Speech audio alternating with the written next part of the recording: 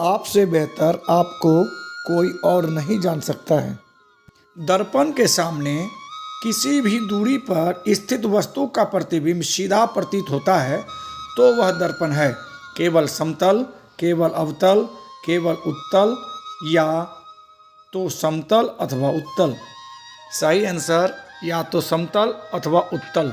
जो दर्पण एकदम समतल और सपाट हो यानी बिल्कुल 180 डिग्री सीधा हो उसे समतल दर्पण कहते हैं। ये समतल दर्पण है।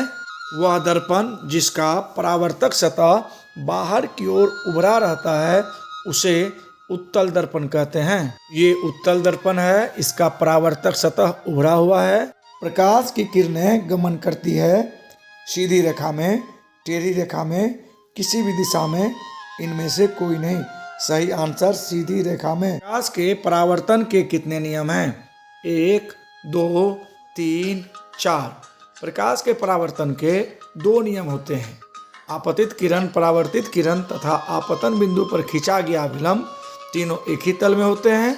और दूसरा, आपतन कोण परावर्तन कोण के बराबर होते हैं। प्रकाश के परावर्तन का पहला नियम, आपतित किरण, परावर्तित किरण तथा अविलंब आपतन बिंदु पर सभी एक ही तल में होते हैं।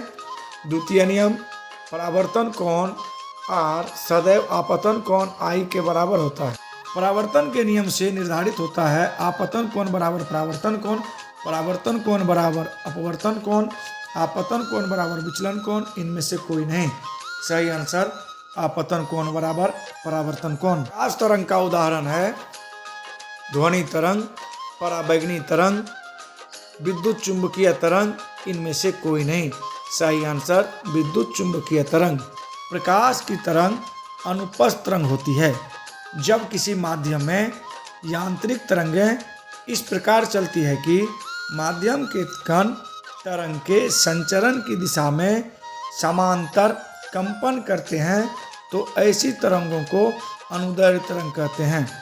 प्रकाश व ध्वनि दोनों ही तरंग रूप में गमन करते हैं। विद्युत चुंबकीय तरंगें प्रकाश के वेग से गति करती है तथा ये तरंग फोटोन से मिलकर बनी होती है।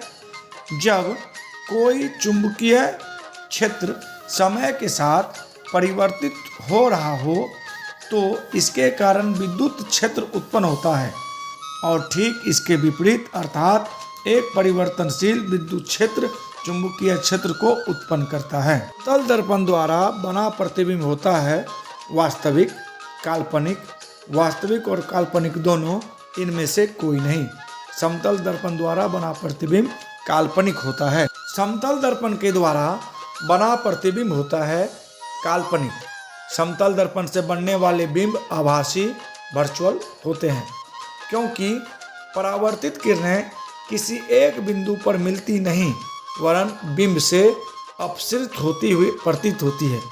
इसलिए ये किरणें किसी पर्दे पर वस्तु के वास्तविक रियल बिंब का निर्माण नहीं कर सकती है। प्रकाश के परावर्तन के कितने नियम हैं? ये क्वेश्चन बराबर पूछे जाते हैं। प्रकाश के परावर्तन के 2 नियम हैं। किरण पुंज क्या है? ये कितने प्रकार के होते हैं? किरणों के समूह को किरण पुंज या बिंब कहा जाता है। ये 3 प्रकार के होते हैं। अपसारी किरण पुंज, अभिसारी किरण पुंज और समांतर किरण पुंज। जो किरण पुंज एक बिंदु से निकलकर फैलते जाती है उसे अपसारी किरण पुंज कहा जाता है। जो फैला हुआ किरण पुंज एक बिंदु पर मिलती है आके उसे अभिसारी किरण पुंज कहा जाता है। और जो किरण पुंज एक दूसरे के समानांतर गमन करती है उसे समानांतर किरण पुंज कहा जाता है।